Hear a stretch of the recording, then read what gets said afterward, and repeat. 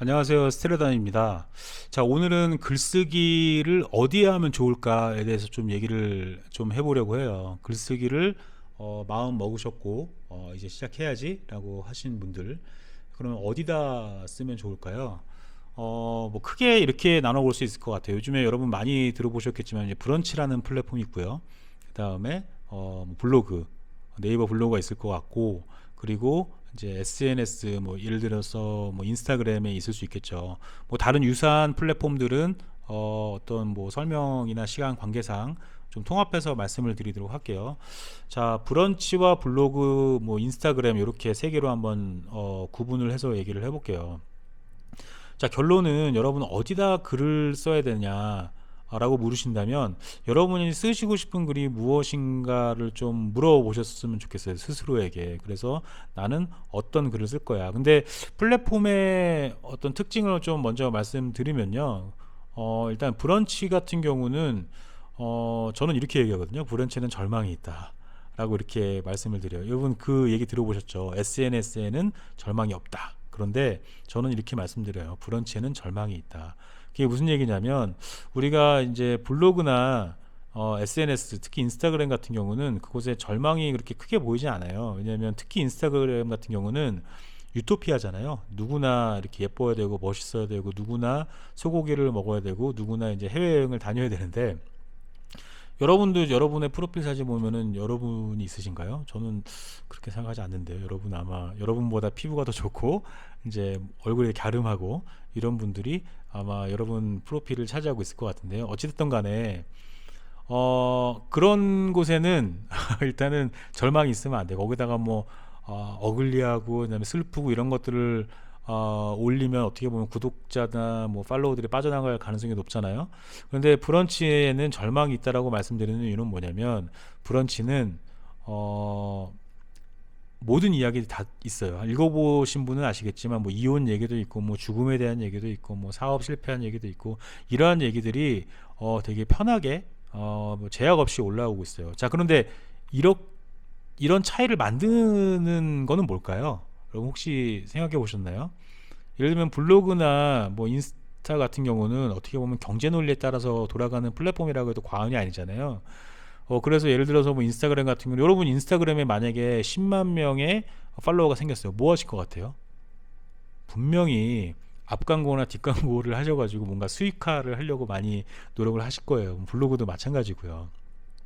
그런데요, 브런치는 아무리 뭘 해도 뭐 구독자 수가 많고 조회수가 많아도요, 수익 구조가 없습니다. 브런치에도 수익 구조가 없고 그 글을 쓰는 작가들도 수익 구조가 없어요. 그러다 보니까 많은 분들이 나 그냥 브런치 내가 왜 하는지 모르겠다 하고 떠나시는 분들도 꽤 많아요.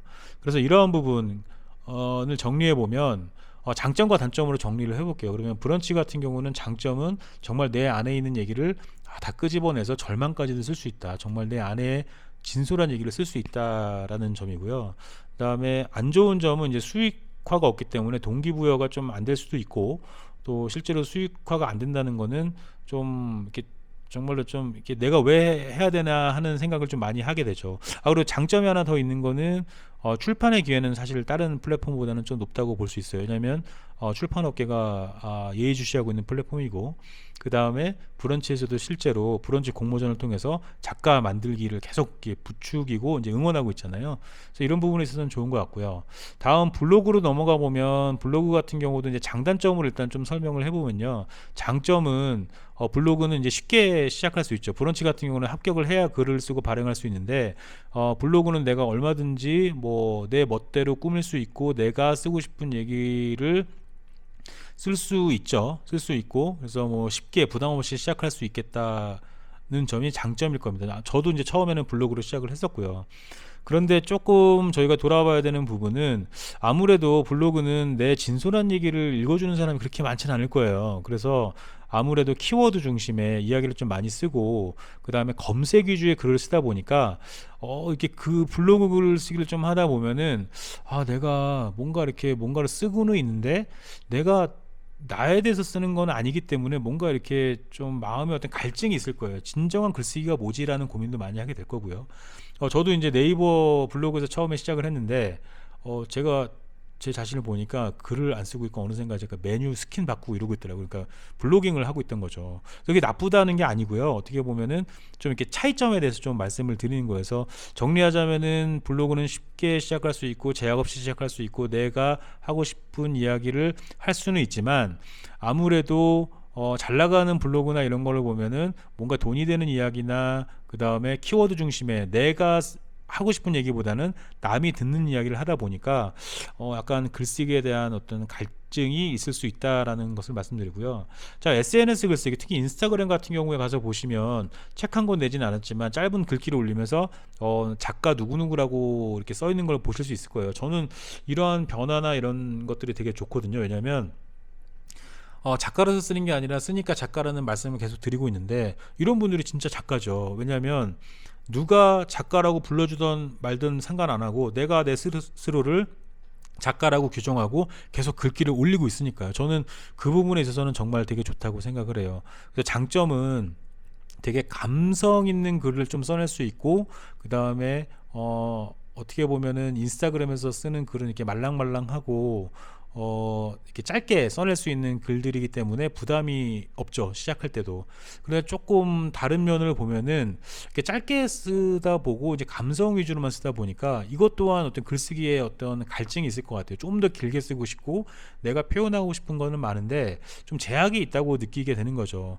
그래서 브런치나 블로그나 뭐 SNS나 이러한 것들에 어디에다 글을 써야 될까라는 고민을 하게 되신다면, 내가 쓰고 싶은 글은 뭐지? 내가 표현하고 싶은 것은 뭐지? 내 목소리인가? 아니면 남이 듣고 싶은 이야기인가? 아니면은 감성이 철철 넘치는 어떤 그런 말랑말랑한 글인가를 먼저 생각을 해보셨으면 좋겠어요. 근데 중요한 건요, 그 세 가지 중에서 뭐 동시에 시작하는 것보다는 어느 하나를 좀 이렇게 짚어서 좀 깊게 파시고 거기에 글을 많이 모아두신 다음에 다른 곳으로 확장을 했으면 좋겠어요. 제 예를 좀 들어드리면, 저는 어떤 의도를 갖고 했던 건 아니고요. 네이버 블로그를 좀 하다가 아까 말씀드린 어떤 글쓰기에 대한, 내가 하고 싶은 얘기에 대한 어떤 갈증이 좀 있었기 때문에 브런치 광고를 보고 브런치에 그 응모를 했어요. 근데 2번 떨어졌습니다. 그래서 약간 그때 떨어졌을 때는 브런치에 대한 미움이 되게 컸었는데 지금은 되게 고마워하고 있죠. 어쨌든 간에 브런치 글을 쓰기 시작을 했고, 거기에 누가 1등 말든 또는 뭐 구독자 수가 몇 명이고 조회수가 몇 나오고 이런 것들을 전혀 신경 쓰지 않고 그저 내 안에 있는 것들을 쓰기 시작을 했어요. 왜냐하면 그런 플랫폼이니까. 그래서 또 인터페이스도 되게 깔끔하게 정리가 되어 있고 정말 내가 작가가 돼서 글을 쓰고 있다는 인터페이스를 선사하기 때문에 저는 브런치에서 시작을 하고 싶었던 욕심이 좀 있었어요. 그래서 이제 2번 떨어졌음에도 불구하고 또 시도를 했던 거고요. 그래서 글을 쓰기 시작을 했고 지금 글이 1809개가 지금 쌓여 있네요. 그래서 이 글 중에서 이미 8권의 책이 좀 나오게 되기도 했고요. 그렇게 하다 보니까 요즘에는 인스타그램도 확장을 해서 하고 있고, 그 다음에 블로그도 열심히 좀 하고 있거든요. 그래서 어느 하나의 나의 세계관을 많이 이렇게 강하게 만들어 놓은 플랫폼이 하나 있으면 다른 플랫폼으로 확장하기가 되게 좋아요. 내가 써놨던 글들을 짧게 또는 길게 또는 필요에 맞게 편집을 해서 하면 되는 거기 때문에 어느 한 플랫폼에 여러분의 글을 무수히 많이 모아두시고 그것을 바탕으로 다른 플랫폼으로 확장해 나가면 좋겠다, 이렇게 말씀을 드리고 있습니다. 그러니까 정리를 하면, 내가 글쓰기를 시작했는데 어디에 써야 될까, 이 부분은 바로 내 목적과 내가 쓰고 싶은 글을 정말로 꾸준히 한번 써보는 그 특성에 맞게 플랫폼을 골라서 써보시고요. 그래서 알맞은 플랫폼을 고르고 거기에 써 두시고 그 다음에 하나씩 확장해 가는 걸로 저는 좀 추천을 드리고 싶어요. 그래서 오늘은 글쓰기 플랫폼을 어디에 써야 될까라는 얘기를 좀 해봤고요. 여러분의 글쓰기를 진심으로 응원을 합니다. 그래서 작가로서 쓰는 게 아니라 쓰니까 작가라는 거를 꼭 기억을 해주시고요. 우리 계속 함께 써 나가면 좋겠습니다. 감사합니다.